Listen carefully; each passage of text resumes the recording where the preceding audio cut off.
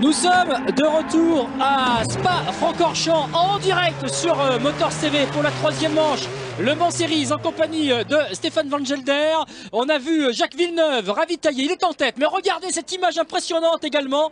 Nous arrivons au moment où la voiture de sécurité est ressortie pour la troisième fois.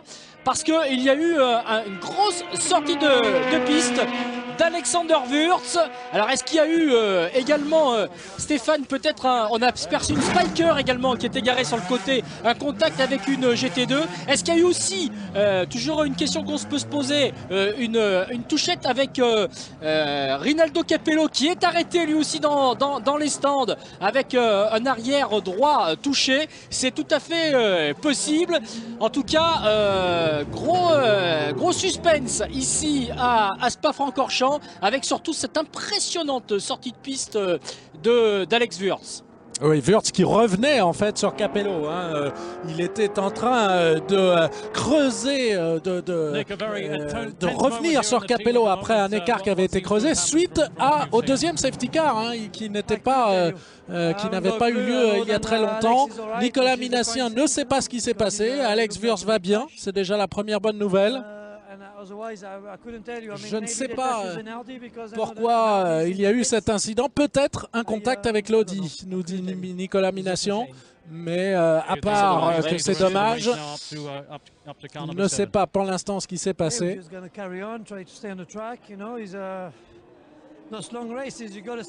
Bien entendu, notre stratégie n'avait rien d'autre de particulier que de rester en piste, d'aller jusqu'au bout. Voilà, Nico Minassian qui partage la voiture avec Marc Genet et Jacques Villeneuve. Voilà, Rinaldo Capello, dont on disait qu'il était dans les stands. Eh bien, il y est rentré avec une voiture. Voilà, on retrouve Mike Rockenfeller. Pas longtemps. Alors, est-ce qu'on va voir ce qui s'est passé? Mike, this is okay.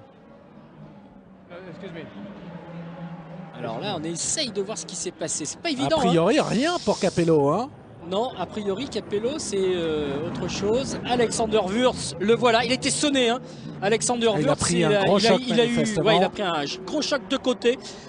On sait que ça reste encore le style de choc les plus dangereux. Alors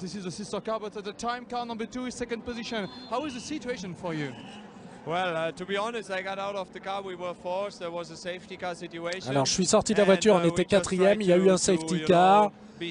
Donc on essaye surtout de conduire sans prendre de risques. Et là je viens de revenir et je découvre la numéro 1 dans les stands.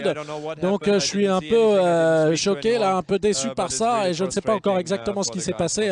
Même situation pour Rockenfeller que pour Minassian. Les deux sont inquiets pour leur coéquipier et on ne sait pas encore exactement ce qui s'est passé. Vous voyez là, du souci chez Peugeot. Chez Peugeot, avec en particulier Christophe Bess, l'ingénieur voiture de la numéro 8. Voilà, Alex Wurz. En tout cas, on est content de voir qu'il a été sonné. Alex Wurz, on le répète.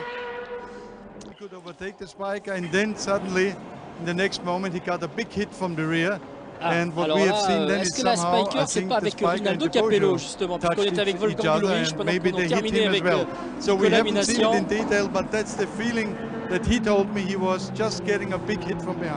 Voilà, pas de sa faute. C'est vraiment dommage. La voiture était retournée était en deuxième position.